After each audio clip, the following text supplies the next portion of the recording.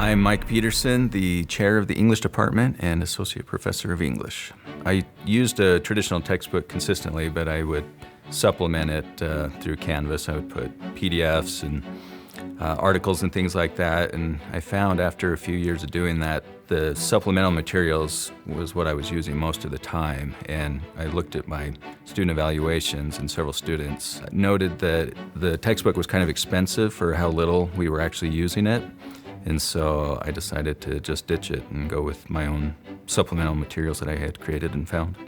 I was originally posting everything to Canvas, and I decided to consolidate everything into one spot, which gave me the idea to consolidate even further into one document that I could create as a printable document. I was thinking it'd probably be 50 to 100 pages that students could print out on their own. And then as I started compiling, it soon was over 500 pages, and that's when I realized it was more of a textbook that I had on my hands, and so I started thinking of it more as a textbook rather than an instruction packet. When I was consolidating materials, when I was thinking of getting rid of a textbook, I really was looking for things that, what did the textbook offer that I wanted students to have, so I made sure that what I was supplying the students matched that so that they weren't, at any sort of deficit for not having a traditional textbook.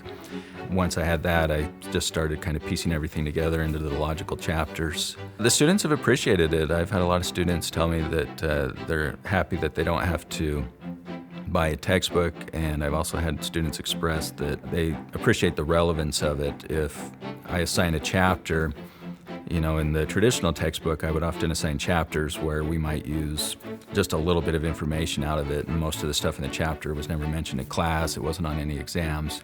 But since I wrote these chapters, they're 100% relevant to what we're doing, and so it never feels like busy work for them. And also, especially during the pandemic, as students, have been missing a lot more class, usually for legitimate reasons, it's very easy for them to read the chapters because they're literally what I would have said in class, because all my chapters are based on my lectures, and so it's easy for them to get caught up if they miss class.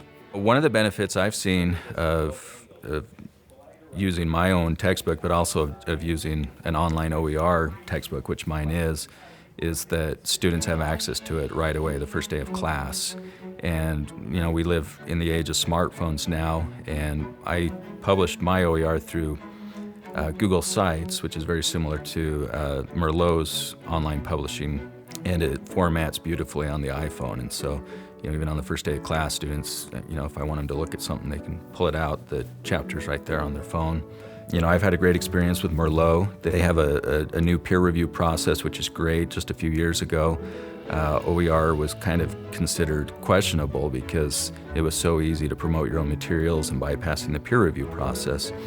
But now they've found a great way to build that into their system so that it can legitimately count, towards research and scholarship for those that are up for tenure and promotion. But they also have some fantastic service opportunities through Merlot if people are looking for ways to get involved, with editing and the peer review process themselves and be part of the Merlot team.